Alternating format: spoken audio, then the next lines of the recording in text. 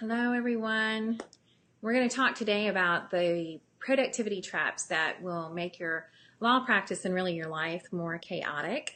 I can't see any kind of comments or anything. I'm actually blind without my glasses. So I'm going to go ahead and start talking. If you can, give me a thumbs up if you hear me when you join in. I'm really happy to have you here today. The biggest thing that I know in my own law practice when I was in a full-time litigation practice, and the biggest thing that most lawyers talk to me about is that they don't feel productive enough and that things feel very chaotic and overwhelmed because we're always juggling so much and you never know what's going to get thrown at you in a day on a day-to-day basis in this practice. So productivity seems to be on top of everybody's mind, but we're really approaching it the wrong way. We think that we have to work harder and longer. If we could just have more time to work, if we could just take a little few hours on the weekend, or if I could just have a little bit more in the evenings and stay at the office a little bit longer when no one else is here, that I can get more done.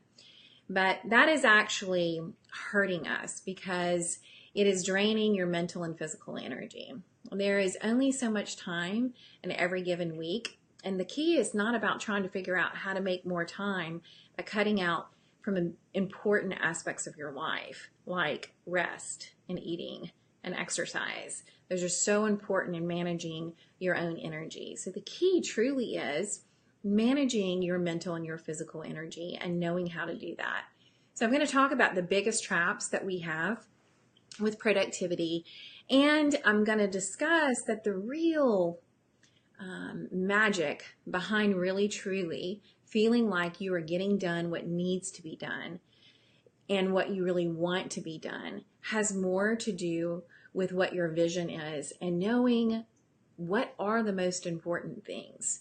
And that takes a little bit of time of creating, but we don't often sit down and do that. Maybe at the beginning of the year, we start to set some goals. So I'm going to ask you, the big question right now is, you are, the first quarter of the year is done. How are you on those goals of whatever you set for yourself personally and professionally? Because the year is flying by. So that was the reason why I wanted to talk about productivity today and the biggest traps that I see that we fall into. So I'm going to share my screen with you. If I can figure out, hold on. Let's see.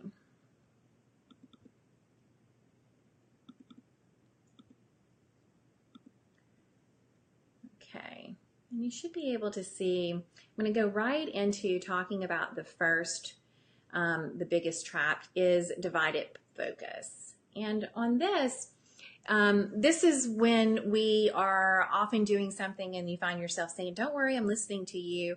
I can hear everything you're saying, but you're actually typing an email or typing a text and you're not really paying attention to what's going on, thinking that you can multitask. But I'm here to tell you, although I want to get the most out of my time, I'd like to use it twice, the same time twice if I could. Science actually shows that we can't truly multitask. Our brains really can only focus on one thing at a time, which means that when we think that we're multitasking, we're actually just doing things in rapid succession after each other. So research shows, there's a study out of the University of Irvine which said that the average office worker loses 25 minutes to resume a task after an interruption from a phone call or an email. So there's a big difference from being busy and being productive. We accomplish a lot more doing one thing at a time. So I just want to think about how many times that you have your email and your phone accessible to you, that you get interrupted. And just think about having 20 to 25 minutes for your brain to fully focus back on a task that you were trying to concentrate on. So the solution to this is to eliminate distractions. And when I say that to lawyers, they tell me it's impossible. It's not. I've done it, and I do it every day in my practice now. And that means doing simple things, putting a do not disturb sign on your door, closing out your email notification, closing off your phone notifications, and blocking time for focused work. So what I suggest to my lawyer clients is just pick a time that you can have 2 hours to block off. I promise you, if you don't allow distractions in that 2 hours, you'll be amazed at how much you're able to accomplish in 2 hours. It's usually what you accomplish in 8 hours because you don't have the distractions. And the second productivity trap is this endless task list, which I also lump in with that, the email inbox overload, and also just disorganization. And we're all guilty of this. If you find yourself with a task list that is a mile long and it keeps growing, I was in the habit, I would mark off some things and feel good about that and just keep the list on my desk, and then just every day I'm adding to it. So it really, although I'm marking things off, it really masquerades as organization when it's not. It makes you feel like you're being productive, but again, there's a big difference between feeling productive and actually being productive. So the question is, are the things you're checking off today the most important things that you need to do? Are they important and not urgent? If it's important and left undone, then the productivity system that you have is failing you. So you're so busy, and I'm guilty of this too, trying to keep track of tasks that we never truly get things done. And research shows that 77% of leaders surveyed say that their productivity systems have failed them. That was a tongue twister. Because they spent more time trying to manage their systems than actually getting the work done. So the fixes to that is that you have to start to look at how you use your to-do list differently. Your to-do list should be about the important things that you and only you can do. So the simple rule here is, first, there's eliminate, and the 2-minute rule with this is if it's in front of me and it's something that I can take care of in less than 2 minutes, go ahead and do it if it's important to do. Automate, which means that you can set up, especially with email, you can set up automated responses and have forms easily accessible where you copy and paste into responses so that you're not spending so much time recreating the same responses to email. And then delegate. You have to save your time for what only you can do. So a really great challenge is to look at your to-do list and say, is there anything on this list that anybody else can do besides me? And if there is, then you need to get rid of it. This list needs to be about the important things that only you can do. And if you have a disorganized desk, and I am definitely guilty of that, I just want you to know that it increases stress and inefficiency. So it's easier and better for your mind energy, your mental energy, that if you just stop and get everything organized, because there is a part of your mind that's thinking with disorganization that causes stress because you're having some anxiety that something is going to slip through the cracks, which it very well could.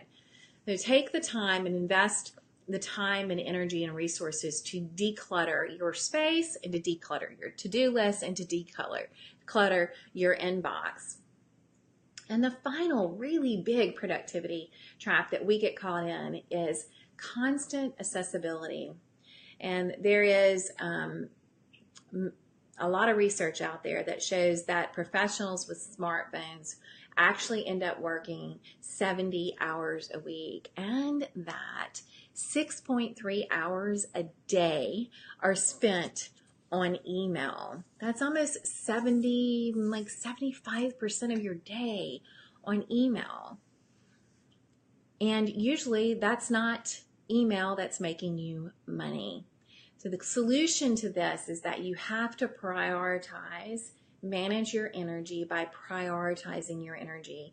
Prioritize your responses, meaning email can be responded. The way that I'm trying to do it now is I respond to email at around 10 o'clock in the morning and then again around 4 o'clock in the afternoon, so that I'm catching what's come in the morning, I'm catching what came in between. And in between those times is the time that I'm actually spending on my focused work. This is also true with phone, eliminating the phone responses. You can return phone calls after you've had your block time to work. And then we have to set boundaries for ourselves. There has to be a time when you're not willing to be on your phone when you're at work or laying in bed at night before you go to sleep, or the very first thing you reach for in the morning is your phone, that is a sure sign that you're not prioritizing your energy correctly, and there's poor boundaries between you and work. It is so draining to be the very first thing that you feed your mind with as emails and requests of people pulling on your energy.